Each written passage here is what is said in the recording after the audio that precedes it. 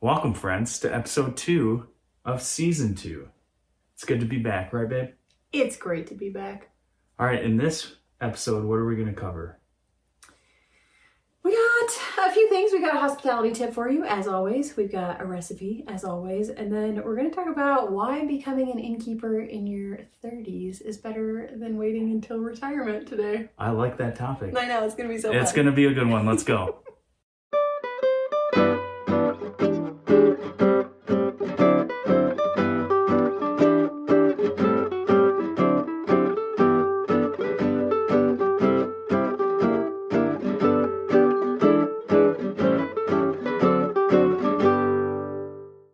So one of the things that we do for our guests here at the inn is providing coffee and tea when they arrive. I think previously, I know that the owners from like the late 90s to like 2019 used to do wine. I know a lot of bed and breakfasts do wine, but we just feel like we have so much alcohol here in Bel Air. We've got a cidery, we've got a brewery, we've got a wine bar, we've got a distillery. We have wineries literally on like every corner. And we're on a wine trail. So we were like, what else can we offer that is just nice and out and available for guests at all times? And so we really prioritize coffee and tea. Yes. And we tried the wine thing. We did. But no one drank it. Or they got trashed. That's true. So if you remember episode, what was it, 5? It was season 1? The guests we should not be, or whatever we called it. Right, yeah. Yes. Yeah. That one. Whoops. All I'd say, I don't want to be responsible. We're switching it to tea and coffee. For somebody's fall on alcoholism. So coffee and tea is our jam here at the inn, which I like anyway, because, I mean, honestly, it's comforting, it's soothing, the smell of coffee brewing just feels like home. I don't know, it's been good. But you want to talk about coffee and then I'll talk about tea? Let's do it. Okay. All right, so coffee, all the inn's coffee is what we roast here on site. So I roasted it all myself. And he's dang good at it. I am trying to be good at it. So, shameless plug, if you want a bag, message us and we'll sell you a bag. Absolutely. But I think it's just helpful to have just a type of coffee that's there for everyone. Because I know everyone's taste is different. So you have people that love light roast. You have people that love the medium. People love the dark. And so we just try to do like more of a medium roast that kind of covers the spread for everyone. But it's just nice to have a cup of coffee, keeps you awake. And we just roast it here and we have fun with it. In our welcome emails, people are also asked if they prefer decaf coffee. Yes. And so we just felt like brewing both was a huge waste there for a minute. So people can request decaf now on Saturday, Sunday mornings, whatever. Actually, any day a week they can request decaf. But we typically keep regular out for guests when they arrive. So yes. Yeah. So if you want a bag of Joel's coffee, let us know. It's really good. We're called the Park Street Roasting Co. Go figure. Because we're on Park Street. We're the Park Street Inn. We just love our street name. We're just rolling with it, Leaning in. Yep. But yeah, you do a great job. And you roast it all here on site. And right now I have a Honduran. Honduran, that's right. We were Brazil there for a minute. We were Brazil, but we sold out of them. So I need more. Brazil is good. And like, for those who are in the coffee game, you know this, but you can only get certain types of coffee at certain price points. Mm-hmm. And it always changes. It's kind of like the stock market. So sometimes you can get Brazil for cheap, sometimes you can't. And so you just kind of adjust and see what's available and what's out there at the time. So there you go. Honduran's great. Yeah, it's good. We get a lot of compliments on our coffee. It's really fun to watch your blends grow. Yep. I love it. It's cute. And then we also have tea out. And so we actually partner with Jolene's Tea House now out of Banff. Woot woot. I know. Woot, woot. And literally a dream partnership for me. If you know me at all, we go on retreats to Banff like a couple times a year. Yes. And every one of my retreats, my women's retreats or our couples retreat, we usually put Jolene's coffee or Jolene's tea in our welcome bags for our guests, and then we also brew it like in the mornings for people throughout our time together. And back in September they were looking for like brand ambassadors, and because of all of you guys following us on social media, we have quite a following now. Yep. More than I ever thought. So Thank you. Thanks. But anyway, I reached out and I was like, I know I'm American, but can you please partner with me? I love you so much. Canadians only on the website. Yeah. Canadians only.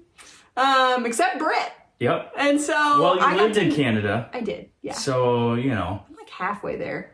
I'm like a Canadian wannabe, honestly. You're a Canadian cousin. That's what you are. You're cousins with Canadians. They're so nice. Anyway, so yeah, Banff's my favorite place on earth. I got very excited about this. And then I got to meet Jolene in a Zoom meeting. Did you sing the song? Remember. No, I didn't. But she is a Dolly Parton fan. But yeah, it was really great. So anyway, we serve Banff tea here through Jolene's, and it just makes my heart so happy. Yes. So if you would like 15% off of your tea purchase, I don't think I get any kickback, but you get a discount, and I think that's pretty sweet. Who doesn't love a discount? Yeah. With really good tea. I got free tea out of the deal. So I'm getting paid in tea, and I have never been happier. Yeah. Literally never. It's really good, too. It's so good. Highly recommend their chai. Their masala chai is awesome, but they also have a yoga chai that is so good, and it's decaf.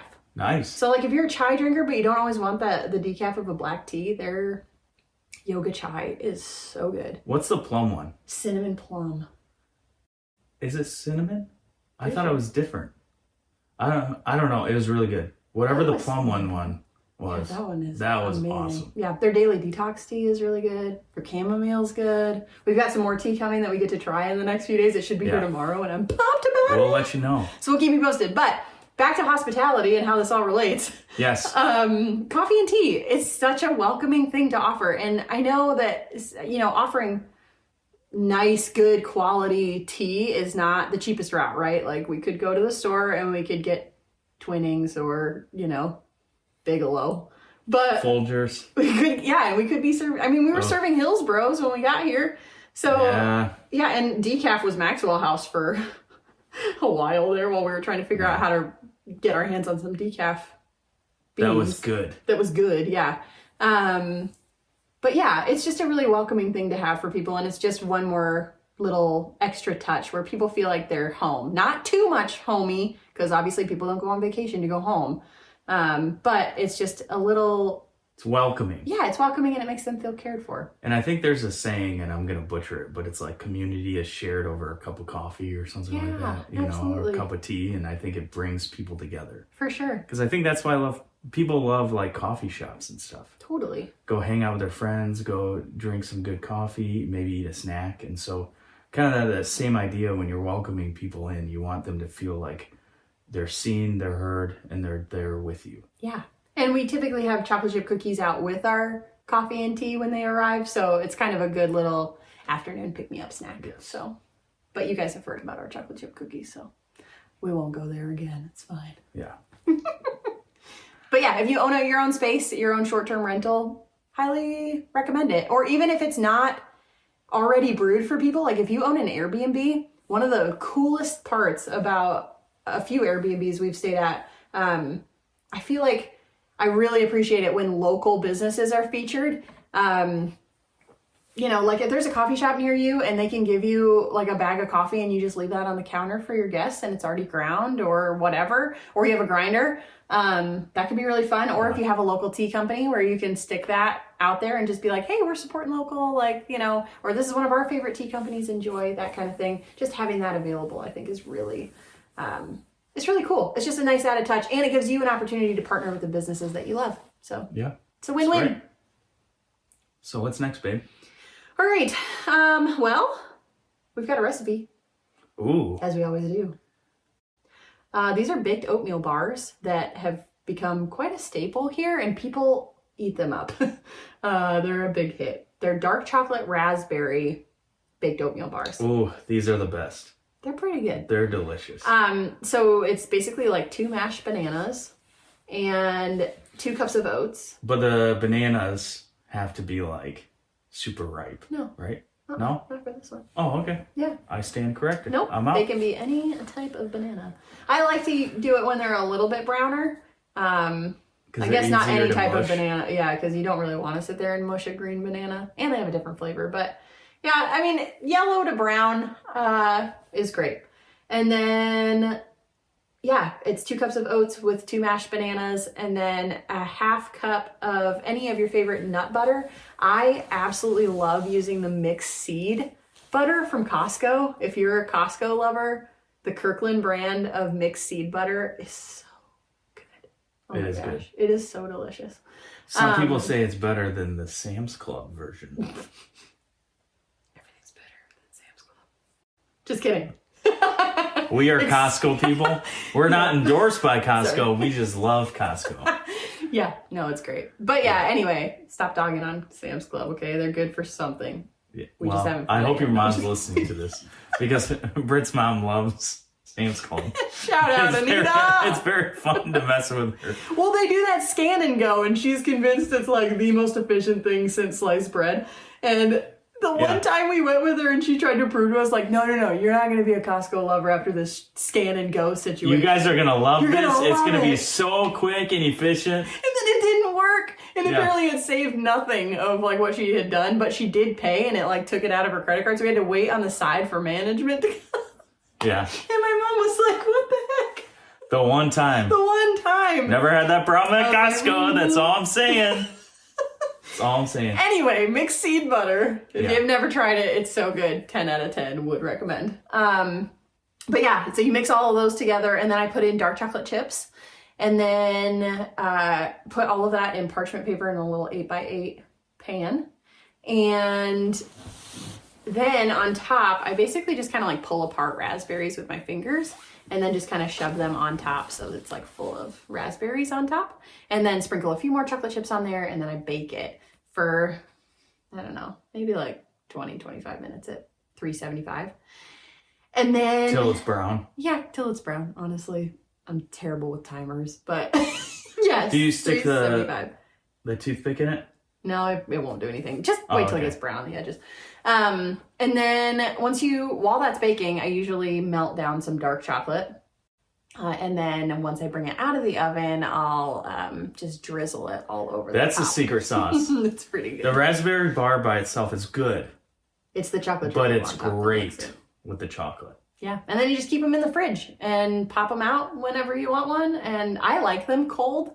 I think they're really good. Like they taste like like a cold sweet treat a little bit, but they are healthy and they're breakfast foods. And so, yeah, try them out next time you have guests over.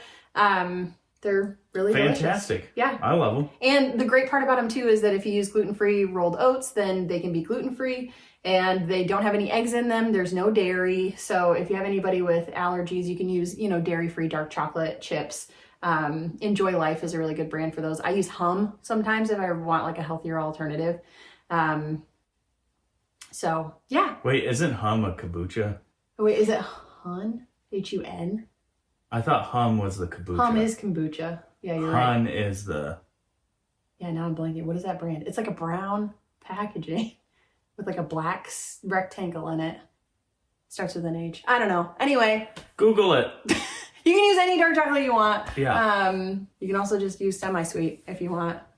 But yeah, if you're trying to look out for allergies, just be aware of what's in it. So if you make them, let me know what you think. Yeah. I think they're pretty good. Thanks, babe. No, I'm here to help. My biggest fan. I am your biggest fan. High five to that. All right, so what's our last segment? All right, so on Instagram, a few weeks back, we posted like why running an inn in your 30s is better than waiting for retirement, and it like kind of blew up. Yeah. And I felt like it would make a good podcast topic so that we could just chat through it a little bit more. Because I think a lot of people, I think our goal here is to kind of demystify owning a short-term rental property before your retirement age. Because I think a lot of millennials and younger look at the housing market and go, there's absolutely no way I can afford my own house, let alone a bed and breakfast. Like, how would I ever make that happen? And so, yeah, I just wanted to talk about some benefits. We just wanted to talk about some benefits of what running a bed and breakfast is like when you're young and why I think it's better? Why we think it's better? Yeah. Do you think it's better? I think it's better. Are you kidding me? I mean, the most obvious thing that comes to mind for me is like when people who are like over the age of 65 come and stay with us and they go, this is my retirement plan. And like, I know I've said this before to people who have asked, but like, I don't want to be changing sheets and going up those rickety 1878 stairs when I'm 65. Yeah. Like, I don't want to do that. Yeah. And the thing is with that too, like, okay, so you hire somebody out in retirement, but like, there goes your income, right? Like, well, and to zoom out for a second, I think every bed and breakfast is different too. Totally. So if you're only like a bed and breakfast that rents out one room, like I could see, like, you know, I could see. Yeah. 1 to 3 rooms. Retirement. I feel like maybe I could do that. We have 9. We have 2 houses.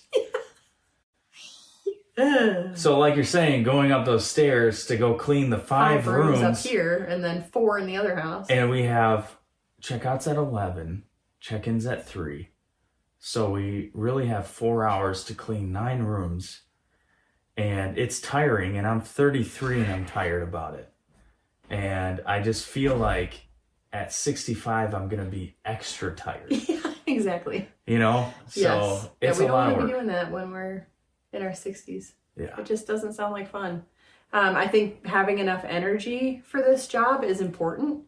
Obviously, if you're running like an Airbnb or a Vrbo or some other type of short-term rental, it's going to be a little bit different because a lot of times I know that our Airbnb friends are, you know, pretty much everyone I know who runs an Airbnb does hire out a cleaning staff. Right. Which again, you can do as a bed and breakfast, but I think having the energy to do it ourselves makes this more lucrative. Yes. To be willing to clean and have time and energy. Well, it puts the money back in our pockets Right. rather than spending it on like 6 or 7 people to come in and clean. Right. And I mean, yeah, that means we're cleaning a bunch of toilets on a regular basis, but at the end of the day, like, that's what you sign up for in this business. Well, and we're a little bit like that Northern Michigan attitude, you know, like where it's like, could I pay someone to do this thing or should I just learn it myself and do it? And I feel like we lean into well, I could just figure it out. Right. I could figure out how to fix this thing or clean this thing rather than paying someone else to do it. Yeah. You know, so I think that's the benefit of being young is you can look up stuff on YouTube and you can figure it out and you have the energy for it because this job is very physical, like what you're saying. Yeah. So it's nice to be able to like have that time and space and energy to do it now. Right. And I think also in your 30s, if you have time to grow a business like this, bed and breakfast, a lot of times, like, they're not making buku bucks. Like, the average income for a B&B innkeeper is what, 65? Which, I mean, isn't a ton, but also, though, like, if you're making 60 to 65 and your business is paying your mortgage and, like, your utilities and stuff, like, it could be pretty nice. It could actually be pretty lucrative. And, I mean, if you're willing to do some, like, coffee roasting on the side or, like, running retreats or something like that, like, there are so many ways to make this lucrative. And if it is lucrative and, you know, you're in a situation, I mean, like, we have 9 rooms. And so we're probably on the more lucrative side of bed and breakfast. I mean, historically, like, we've been in the 6 figures. And so it can be done. And I just think, like, man, if we start this in our 30s and we can pay this place off by the time we retire, I mean, what kind of legacy are we leaving for Maya, too, if she wants to take over the bed and breakfast one day? Or if she doesn't, like, great, sell the house, do whatever you want. You know, like... because it takes time to build a business, too. It does, just in general. I think everybody wants that, like, immediate... I think our generation has lost the art of, like, leaving that legacy or, like, I don't know. And I know you don't love the word legacy, but, like, it's just, it feels like something that we don't, everything just seems very in the moment and we don't think about maybe the long-term impact because we just want that success now. We don't want to wait for the success to come. And, like, this has been a hard season. I mean, I'm not going to pretend like running a bed and breakfast is, like, cake and pie. I mean, it's super hard. It's super hard. It's a grind. I think the other piece of it too is that, like even with our situation, it's like, yeah, we're in a rent to own, which is helpful. Like, I mean, I'm so grateful that our previous owner agreed to something like that. And so a lot of people don't necessarily have that opportunity, but also you can, I mean, it's amazing what happens when you just ask. Like a lot of these, it takes on average 5 years to sell a bed and breakfast. That's a long time to sit on the market when you're like still trying to like maintain a place that your heart may not even, totally be in because you're ready to move on and you're just waiting for somebody, the right person to come. I feel like there are probably more often than not bed and breakfasts who are just looking for the right innkeepers to come in at the right time, help them build the business, and then also, lean in and do it for a decade or 2 decades or whatever. But I do think that is the main problem of convincing millennials that running a bed and breakfast is a good idea. Because a lot of times it's like, well, do I have 5-10 years to devote to this? Right. Do I have, 30 years to pay this off and then enjoy retirement? And I think it's a both and thing, if you're smart about it, Right. Well, and I think in our world, everything's so immediate and so quick. And so everything just becomes, can you use your microphone if you're gonna? I was just agreeing with you. Oh, okay. Sorry. You just started talking and she wasn't using her mic. I just said right. Okay, well, I'm here to help. Mm-hmm. So I think because everything's so immediate, something that takes time, like building a business, like doing a bed and breakfast, anything, it can just be this uphill battle. And I don't feel like a lot of people want that. I think people just want the easy way out and what's quick. Mm-hmm. And there's so much, I feel like, stuff on Instagram or like on TikTok or anything that's just like get rich quick schemes. Passive income. Passive it's income. It's going to save us all.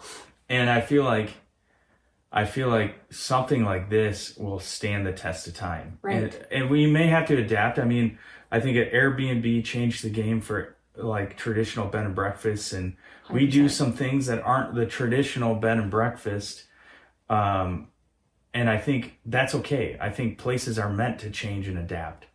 But I think something like this, welcoming people into your home or into an inn or into your space, I think will last forever. I think it's called like the world's oldest job or something like that. You know what I mean? So I think there are things that will last.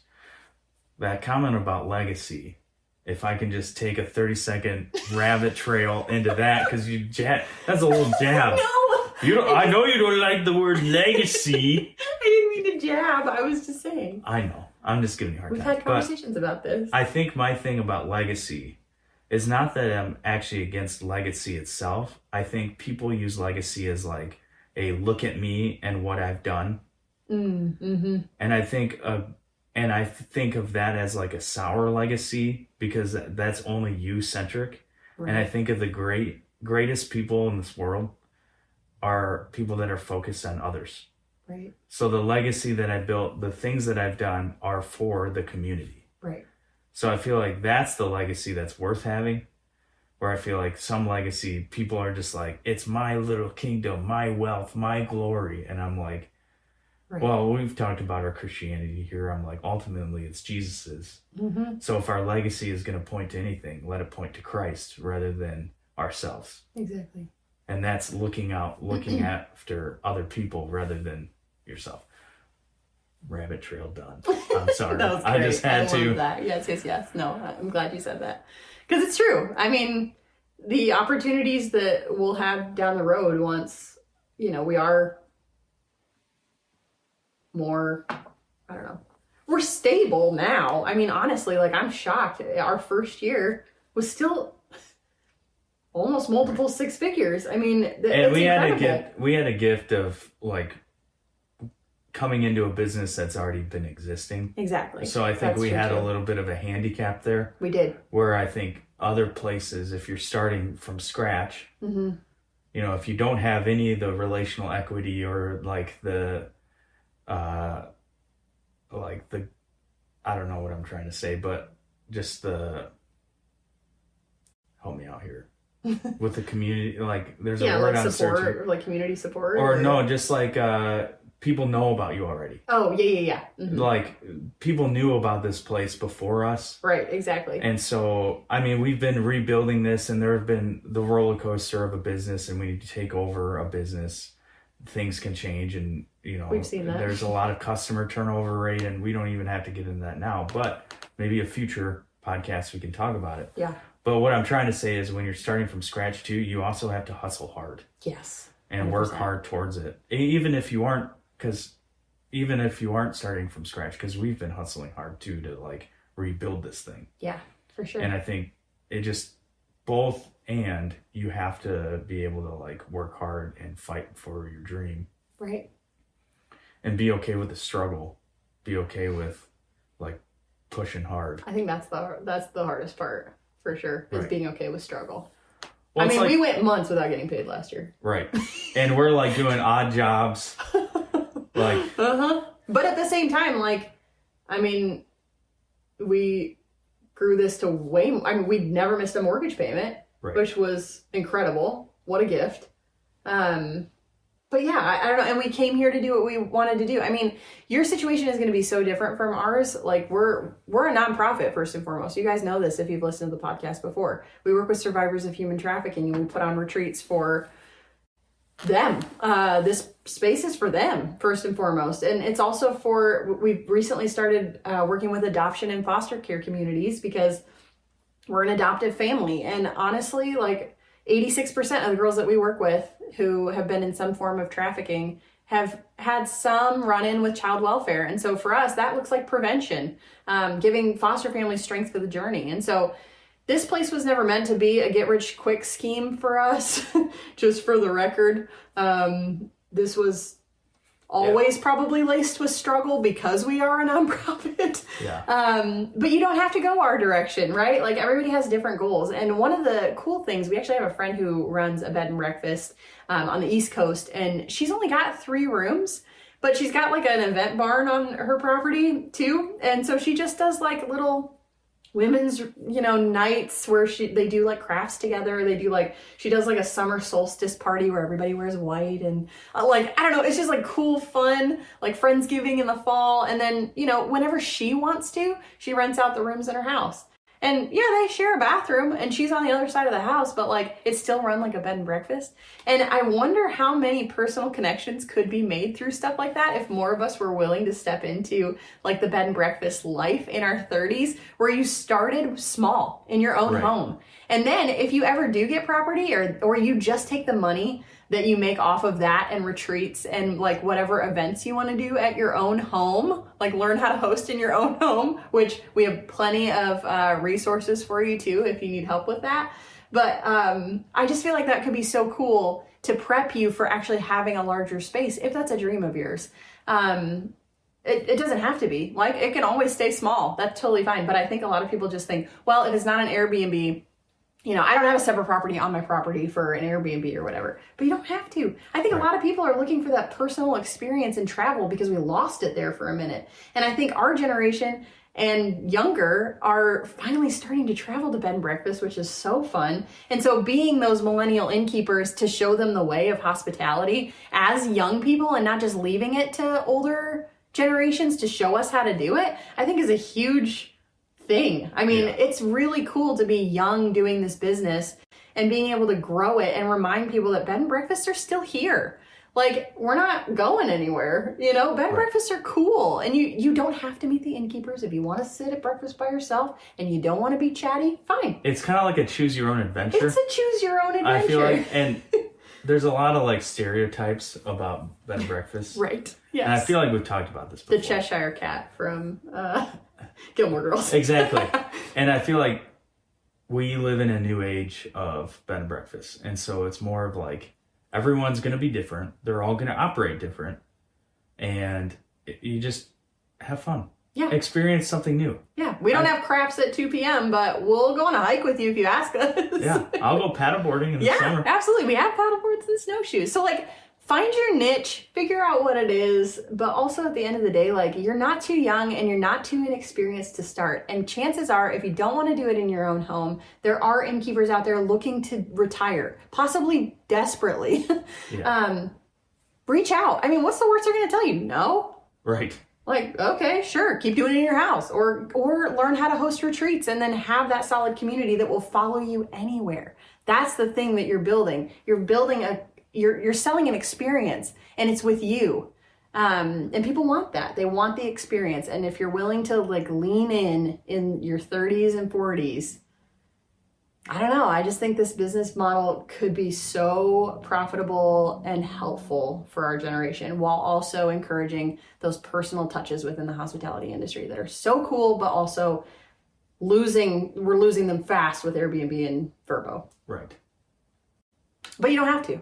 You don't have to. You can still be a really hospitable Airbnb host. You don't have to just set it and forget it. Right. Sometimes things take work. Sometimes the best things take work. And I think in the age of digital, people are craving relationships. They are.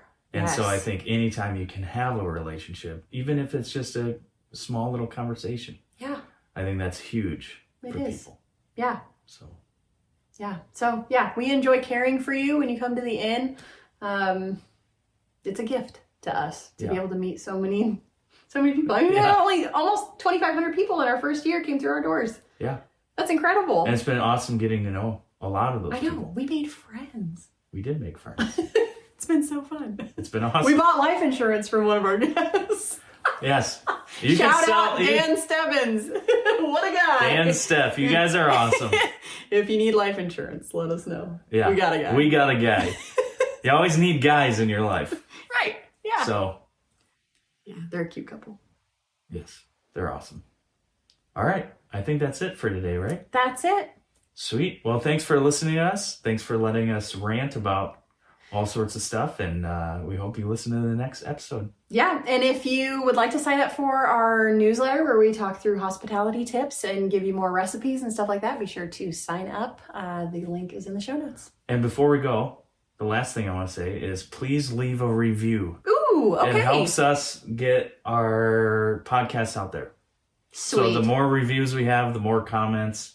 The algorithm loves it, and we would love it if you could help us out. So thank you. Yeah, introduce yourselves. We'd love to get to know you.